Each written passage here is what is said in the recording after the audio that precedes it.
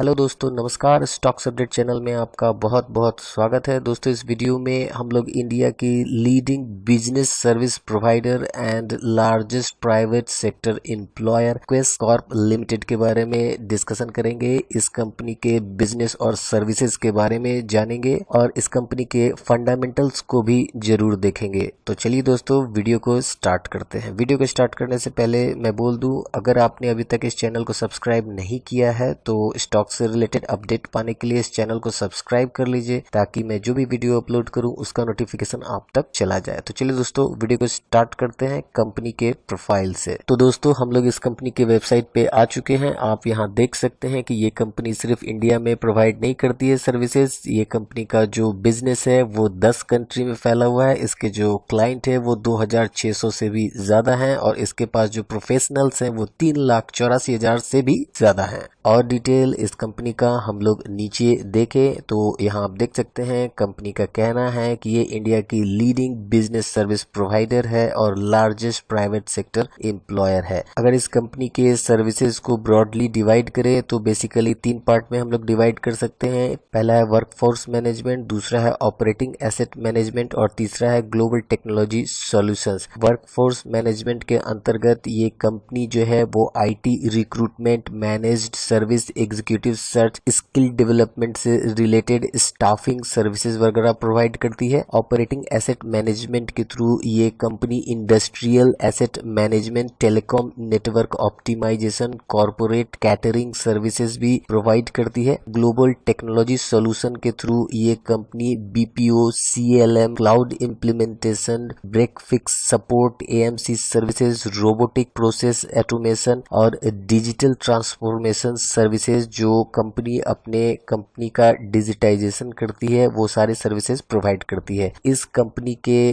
Work profile को समझने के लिए चलिए दोस्तों, हम लोग एक एक करके तीनों इनके जो सर्विस हैं उसको समझते हैं। तो पहला जो सर्विस है दोस्तों वो है वर्कफोर्स मैनेजमेंट। वर्कफोर्स मैनेजमेंट की अगर बात करें तो ये स्टाफिंग प्रोवाइड करती है। Staffing, general staffing and IT staffing दोनों प्रोवाइड करती है। ये company skilling and learning solution भी ये कंपनी प्रोवाइड करती है। स्किलिंग एंड लर्निंग सोल्यूशन से रिलेटेड और आप डिटेल चाहते हैं तो इनका एक सेपरेट वेबसाइट है, यहाँ पे क्लिक करके आप डिटेल देख सकते हैं। डिजिटल कंप्लायंस सोल्यूशन में भी ये कंपनी सर्विस प्रोवाइड करती है। इस सर्विस से रिलेटेड इनकी एक सेपरेट इस कंपनी की सब्सिडरी कंपनी है सिम्प्लियंस। उस वेबसाइट पे भी जाके ये कंपनी जो सर्विसेज प्रोवाइड करती है डिजिटल कंप्लायंस सोल्यूशन से रिलेटेड, आप इसका जानकारी वहां से ले सकते हैं। इसके साथ साथ लॉजिस्टिक सर्विस भी ये कंपनी प्रोवाइड करती है। डिपेंडो एक क्वेस की ही कंपनी है जो कि लॉजिस्टिक सर्विसेज भी प्रोवाइड करती है। अगर दूसरे सर्विसेज की बात करें जो कि है ऑपरेटिंग एसेट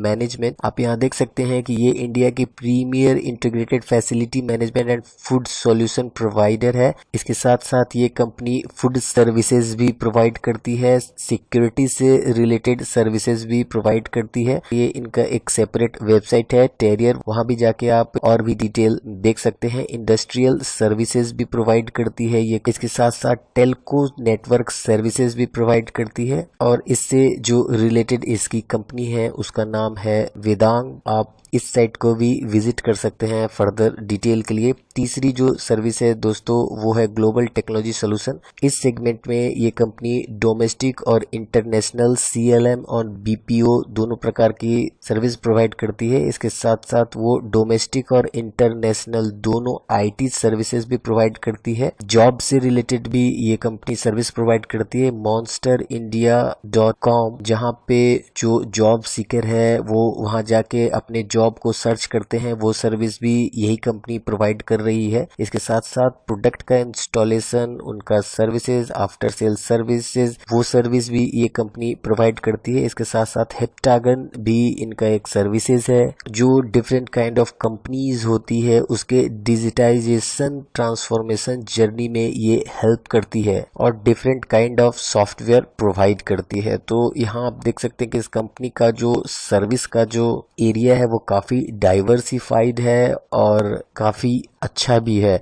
इस कंपनी के बारे में अगर आप फर्दर और भी डिटेल जानना चाहते हैं तो प्लीज़ मैं आपको सजेस्ट करूंगा कि आप इस कंपनी के वेबसाइट पे आएँ और हर एक सर्विस पे जो लिंक दिया हुआ है उसको क्लिक करें, जिससे कि आपको कंपनी सर्विस प्रोवाइड करती है इसके बारे में ज़्यादा से ज़्यादा डिटेल आपको मिल सके। चलिए दोस्तों, इसके बाद इस कंपनी का जो फंडामेंटल्स है उसको हम लोग देख लेते हैं। इस कंपनी का बैलेंस शीट आपके सामने आ चुका है। मार्च 2016 में इस कंपनी का जो टोटल रिजर्व था वो 243 करोड़ का था। मार्च 2017 में ये 717 करोड़ का हो गया। काफी बहुत बढ़िया जंप यहाँ पे देखने को मिला। मार्च 2018 में ये 2315 करोड़ का हो गया, फिर से बहुत ही बढ़िया जंप यहाँ पे देखने को मिला। मार्च 2019 में इनका टोटल रिजर्व 2580 करोड़ का है। मार्च 2020 में ये 2128 करोड़ का है। पिछले ईयर के कंपैरिजन में इनका रिजर्व थोड़ा सा घट गया है। अगर टोटल डेप्ट की बात करें तो मार्च 2016 में इनका टोटल डेप्ट जो था वो 375 करोड़ का था। मार्च 2017 में ये 745 करोड़ का हो गया। मार्च 2018 में टोटल डेप्ट जो है वो 966 करोड़ का था।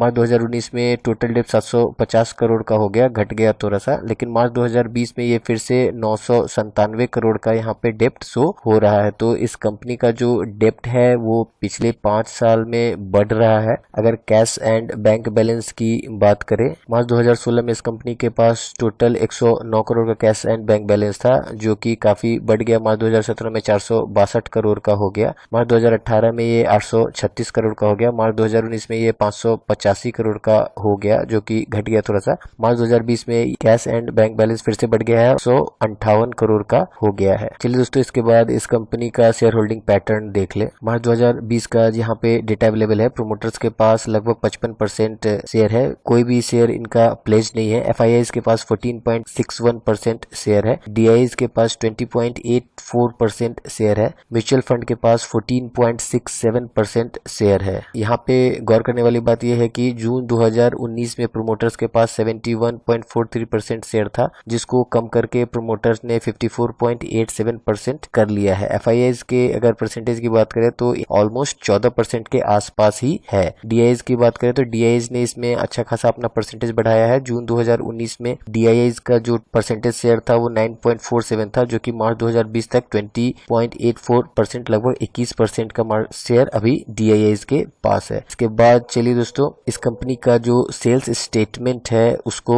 देख लेते हैं। अगर सेल्स की बात करें तो मार्च 2019 में इनका टोटल सेल्स 2295 करोड़ का था। जून 2019 में ये 2394 करोड़ का हो गया। सितंबर 2019 में ये 2650 करोड़ का हो गया। दिसंबर 2019 में ये 2950 करोड़ का हो गया और मार्च 2020 में ये 2994 करोड़ का हो गया। तो इनका जो सेल्स है इस कंपनी ने अपना मेंटेन कर लिया है और धीरे धीरे इसमें इजाफा भी हो रहा है। अगर नेट प्रॉफिट की बात करें तो मार्च 2019 में इनका नेट प्रॉफिट 84 करोड़ का था। जून 2019 में ये 56 करोड़ का हो गया, घट गया। सितंबर 2019 में ये लगभग 69 करोड़ का है, जो कि पिछले क्वार्टर के कंपैरिजन में बढ़ गया। दिसंबर 2019 में ये 76 करोड़ के आसपास का है। मार्च 2020 में इस माइनस 620 करोड़ का है, जो कि लॉस है और काफी ह्यूज लॉस यहाँ पे देखने को मिल रहा है। अगर एनुअल बेसिस पे कंपेयर करें तो 2015-16 में इनका जो टोटल सेल्स था वो 3435 करोड़ का था। 2016-17 में इनका टोटल सेल्स 4314 करोड़ का हो गया। 2017-18 में इनका टोटल सेल्स 6167 करोड़ का हो गया। 2018-19 में इनका टोटल सेल्स 8526 करोड़ का हो गया। 2019-20 में इनका टोटल सेल्स बढ़ गया है काफी और 10,991 करोड़ का हो गया है। अगर नेट प्रॉफिट की बात करें तो 2015-16 में इनका नेट प्रॉफिट 81 करोड़ का था।